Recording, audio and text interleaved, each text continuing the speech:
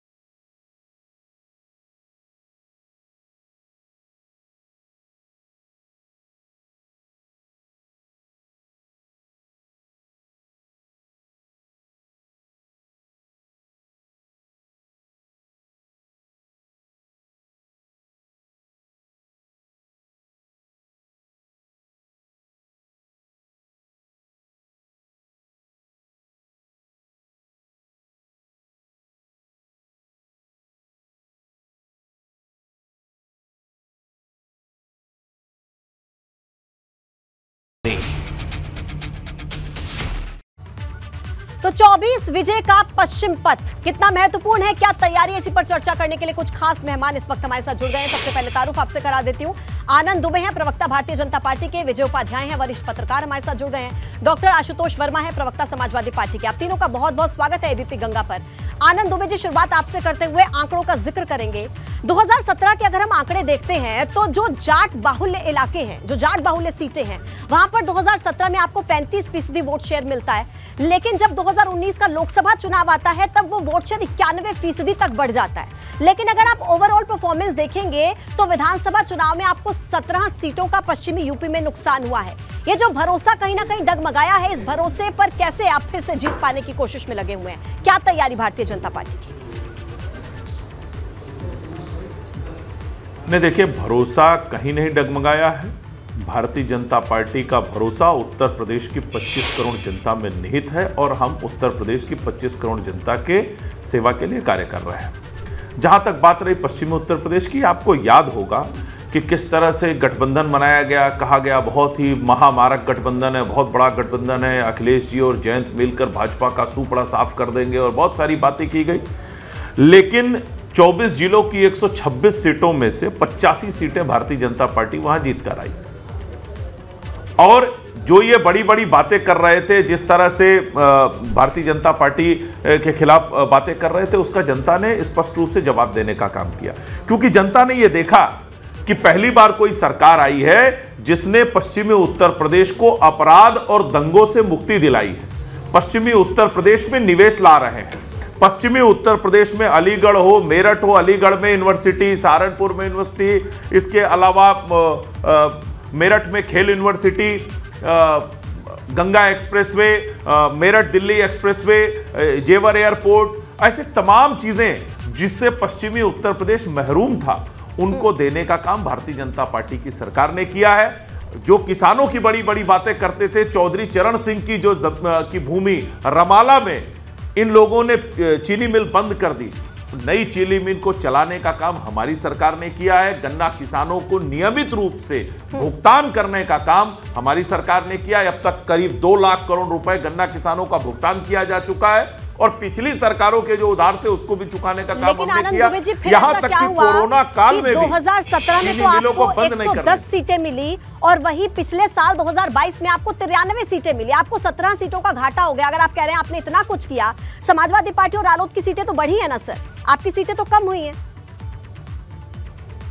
नहीं, निश्चित रूप से कहीं कोई कमी रह गई होगी, उसको भारतीय जनता पार्टी ठीक करेगी। ठीक है। कई बार ऐसा होता है कि जवाब ले लेती हूं डॉक्टर आशुतोष समीकरण बनते हैं तो आनंद दुबे जी वापस से आपके पास लौटती हूं। लेकिन ये हम आपको आश्वासन दिलाते हैं कि 2024 के लोकसभा चुनाव में उत्तर प्रदेश की प्रत्येक सीट पर कमल का फूल खिलाने का काम भारतीय जनता पार्टी के कार्यकर्ता। दुबे जी लौटती हूं आपके पास। डॉक्टर आशुतोष वर्मा, समाजवादी पार्टी जो इस वक्त रालोद के सहारे एमवाई फैक्टर को बीट करने की कोशिश कर रही है, क्या लग रहा है कि कितना आसान होगा? क्योंकि डिप्टी सीएम तो ये कह रहे हैं कि कोई गठबंधन काम नहीं करेगा, एमवाई फैक्टर की जीत होगी।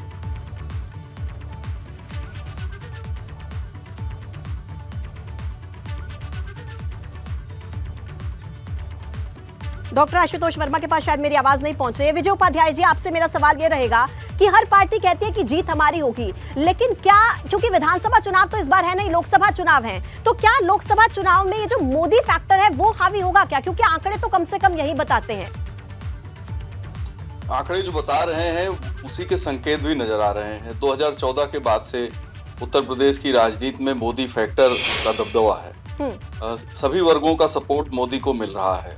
अगर आप देखें कि जो 2019 के लोकसभा चुनाव हुए थे उसमें उससे बड़ा गठबंधन बन नहीं सकता उत्तर प्रदेश में, और उस गठबंधन के बाद वो गठबंधन जिस तरह से बिखरा है, जिस तरह के आरोप प्रत्यारोप लगे हैं, तो अगर हम माने कि दोबारा फिर वैसा गठबंधन बन जाएगा तो वो चलेगा नहीं, क्योंकि जनता उस लोगों के साथ आने और अलग हो जाने की सारी परिस्थितियों को और जो कुछ कहा सुना गया वो जनता के सामने है। ऐसे में अगर कोई नया गठबंधन बनता है जिसमें समाजवादी पार्टी, आरएलडी के अलावा बसपा और कांग्रेस जैसी पार्टियां हो सकती हैं, तो अब इनका वोट परसेंटेज भी घटा है 2019 के बाद। अगर आप देखें बसपा का वोट परसेंटेज जो 2019 में 19% था या 2017 में 22% था, वो 2022 के चुनाव में घट के 12.8% हो गया। कांग्रेस का 2.3% हो गया। निगलेजिबल वोट परसेंटेज है कांग्रेस का।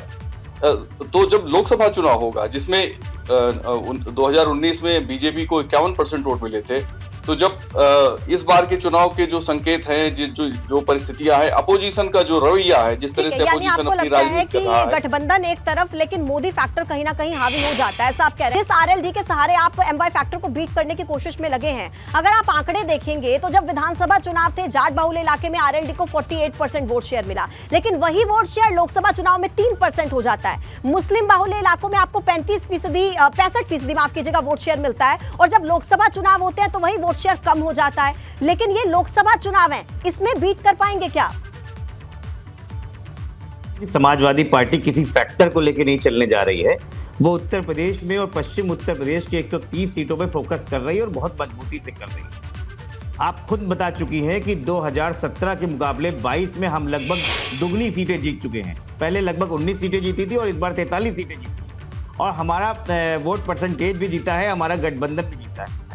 किसान आंदोलन ने समाजवादी पार्टी और आरएलडी के गठबंधन को मजबूती प्रदान करी है और ये बताया है कि किस प्रकार से किसान विरोधी भारतीय जनता पार्टी वो यहाँ घुटने टेक रही है।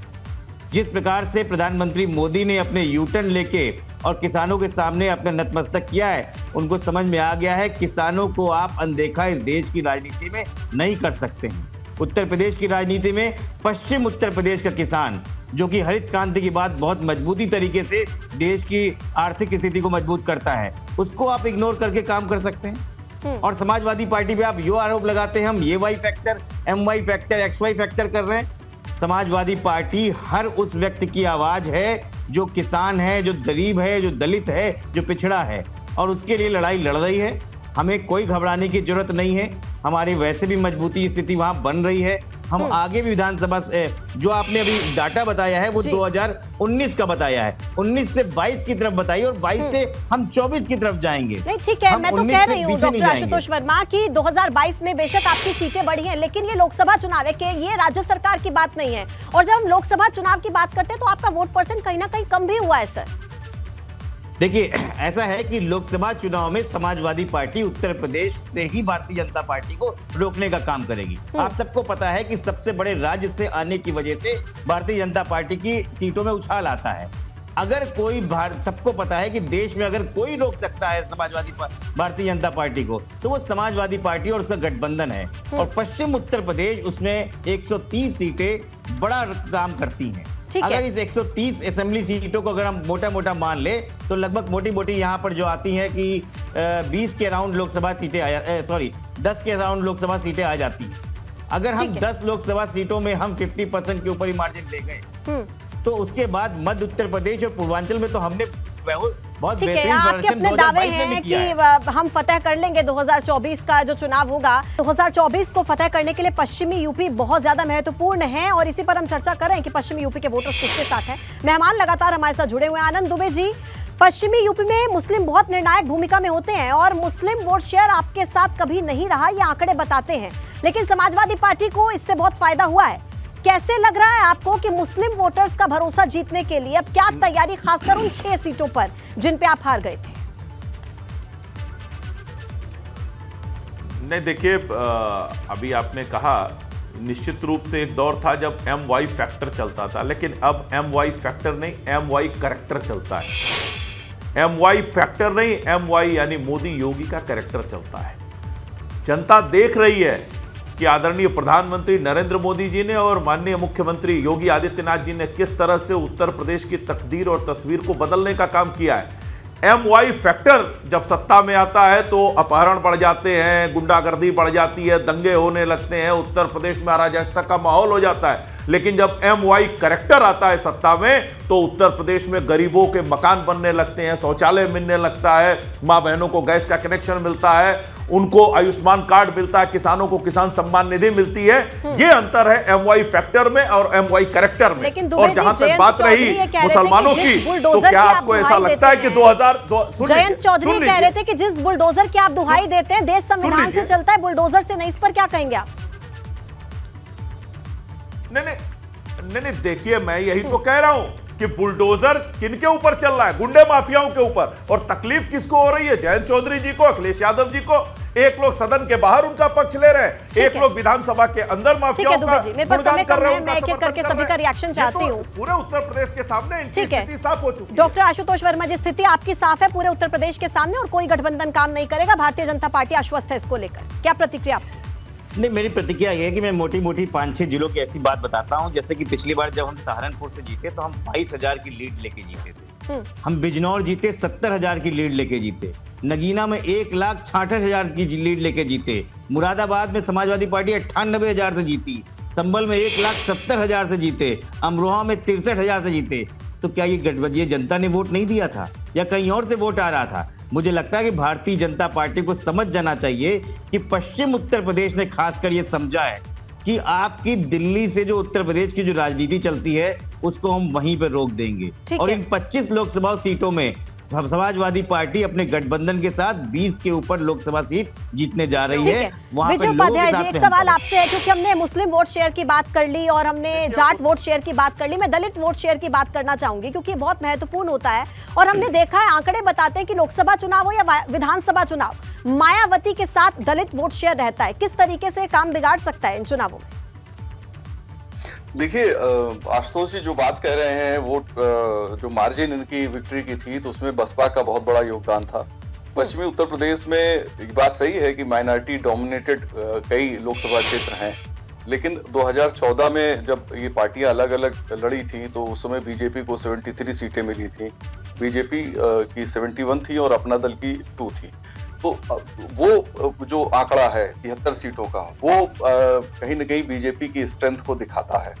अब अगर मायावती जी इस बार गठबंधन नहीं करती हैं सपा से, चूंकि 19 में एक गठबंधन हुआ और वो फेल कर गया, दोनों मिलके 15 सीट जीत पाए थे, तो मुझे लगता है कि वोटों का जो बंटवारा होगा और जिस तरीके से बीजेपी ने पसमानदा मुसलमानों में सेंध लगाने का अभियान चला रखा है, उन्हें जोड़ने का अभियान चला रखा है, अगर उसमें अगर 3-4% भी कामयाब होती है तो वो पूरा गेम चेंजर साबित होगा पश्चिमी उत्तर प्रदेश के लिए। तो ये बहुत आसान नहीं है अपोजिशन के लिए बीजेपी को चुनौती देना। और ये बात भी सही है कि बीजेपी जहां 2014 में थी 73 सीटों पर, या चूंकि मैं गठबंधन इस बार होने की संभावना कम है, इसलिए मैं 2014 के चुनाव का ही उदाहरण दे रहा हूं।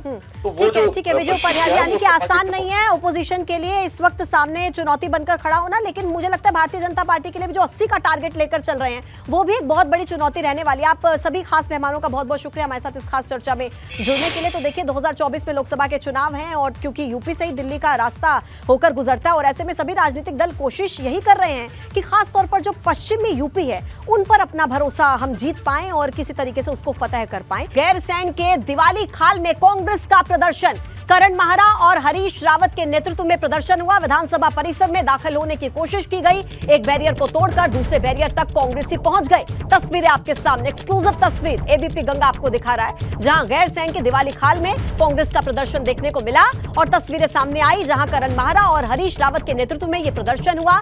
विधानसभा परिसर में दाखिल होने की कोशिश की गई, एक बैरियर तोड़ दिया गया और दूसरे बैरियर तक कांग्रेस के कार्यकर्ता पहुंच गए। तस्वीरें देखिए, एक्सक्लूसिव तस्वीरें, हजारों की भीड़ इस तस्वीर में आप देख सकते हैं। गैरसैंण की यह तस्वीर है जहां दिवाली खाल में कांग्रेस का प्रदर्शन देखने को मिला और किस तरीके से एक बैरियर को तोड़कर दूसरे बैरियर तक कांग्रेस के कार्यकर्ता नेता यहां पर पहुंचे हैं। ये आप तस्वीरों में देखिए, नारेबाजी करते हुए, प्रदर्शन करते हुए कांग्रेस के कार्यकर्ता नेता इस तस्वीर में आपको साफ नजर आ रहे हैं।